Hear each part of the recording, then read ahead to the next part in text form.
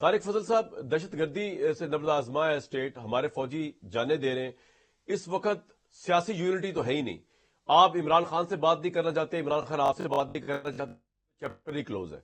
और ऑब्वियसली आपके भी इंटरेस्ट में है कि इमरान खान से बात ना की जाए। आपकी भी हुकूमत चल रही है, आप तो नहीं अफोर्ड करेंगे कि इमरान खान से बात करके वो बाहर आ जाए और जो आपकी चलती भरती भरा भरा पूरा मेला जो है वो पलटा दिया जाए या उलट जाए या उसमें रंग में भांगन डल जाए। I can understand your political limitations, तो वो आप वो नहीं करेंगे। इमरान खान की अपनी लिमिटेशंस है, वो आपको समझते कुछ नहीं और वो एस्टैब्लिशमेंट से बात करना चाहते हैं।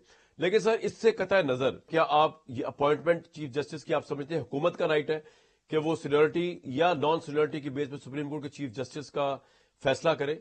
देखिए, सबसे पहले तो मुल्क में जो इस वक्त फ़िज़ा जो है वो इंतहाई सोगवार है जिसकी वजह हालिया दहशत गर्दी के वाक़यात हैं जो इंतहाई काबिल मज़म्मत हैं। और पाकिस्तान में जब भी अब तो बड़ा अरसा हो गया है, कौम जो है उसने बहुत सफ़र किया है दहशत गर्दी की इस जंग में। और हमेशा जब हमने ये जंग जीती है तो उसमें कौम के अंदर एक इत्तेहाद और इत्तफ़ाक़ देखने में आया है। और सियासी जमातें अपने सियासी इख्तलाफात से बालातर होकर हमेशा उन्होंने इत्तेहाद के साथ और एक होके इस बला का मुकाबला किया और पाकिस्तान ये जंग जीता रहा है।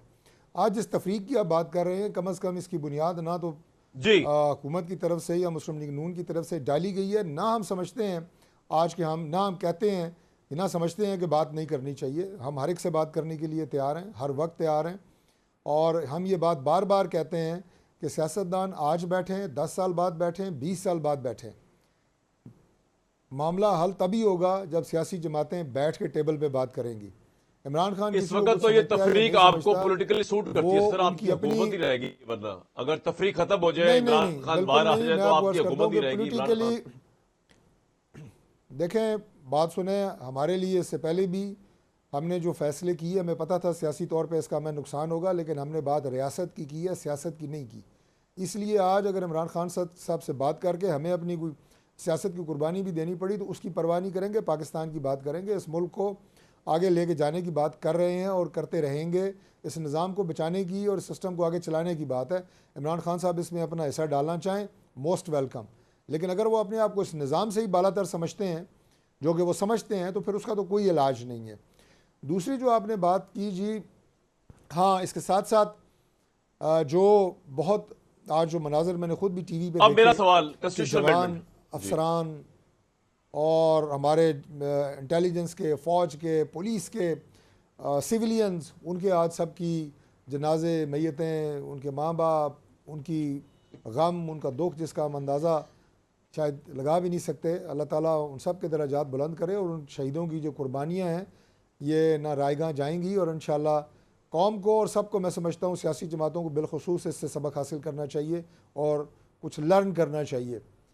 दूसरी बात जो आपने बात की जी सुप्रीम कोर्ट की, तो देखें, जो जजेस की तैनाती का मामला है, इस हवाले से जो चहमगोइयाँ और अफवाहें फैलाई जा रही हैं, उनका हकीकत से कोई ताल्लुक़ नहीं है। मुझसे कई नामवर लोग जिनका ताल्लुक़ जर्नलिज़म से भी है पूछ चुके हैं, कि कई एंकर्स पूछ चुके हैं प्राइवेटली मुझे कॉल करके कि ये जो जॉइंट सेशन का मामला अभी आ रहा है और अगले हफ्ते इंशाल्लाह बुध या जुमरात को जॉइंट सेशन हो रहा है, उसमें आप क्या कानून साजी करने जा रहे हैं और क्या जजेस वाला मामला उसमें टेकअप हो रहा है।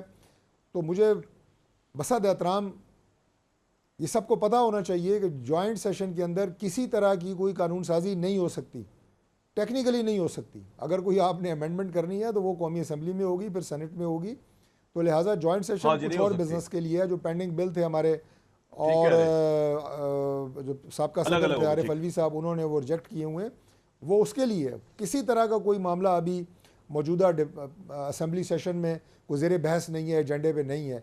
तो लिहाजा मेरा ख्याल है कि इस तरह की बातों को या इस तरह की अफवाहों पे कान नहीं धरने चाहिए। लेट्स सी, अगर कोई बात आगे आएगी तो पहले बताएंगे। लेकिन हैविंग सेड दैट, मैं ये बात ज़रूर कहूँगा कामरान भाई के, जो इदारा इस वक्त पाकिस्तान में सुप्रीम इदारा है, वो आइन के तहत पार्लियामेंट का इदारा है और आइन के अंदर अमेंडमेंट का इख्तियार भी पार्लिमान को है।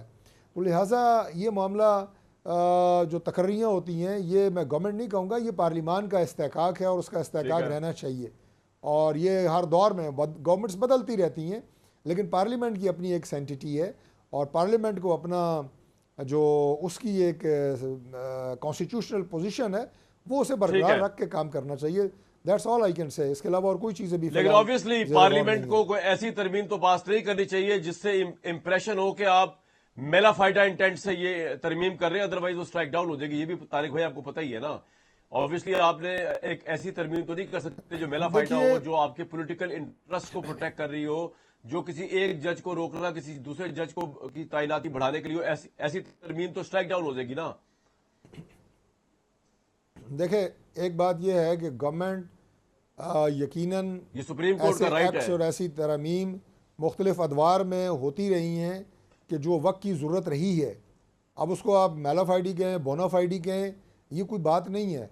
आपने गवर्नमेंट चलानी होती है, डे टू डे मामलात चलाने होते हैं, आपको अच्छे बुरे फैसले करने पड़ते हैं। आप 10 फैसले करते हैं, उसमें से 8 ठीक होते हैं, 2 गलत हो ठीक सकते है। हैं, लेकिन you have to take decisions. और जब आप फैसले करते हैं तो उनको पॉलिटिकल जो बैकिंग होती है वो आपको पार्लिमान और उसका एक्ट या उसकी जो भी आप बिल पास करते हैं उसके ज़रिए होती है। तो ये नहीं है कि ये कोई आपका पॉइंट मेलाफाइडी आ है। गया। और हाँ, ये बात मैं ज़रूर आपका पॉइंट कहूँगा, आ गया।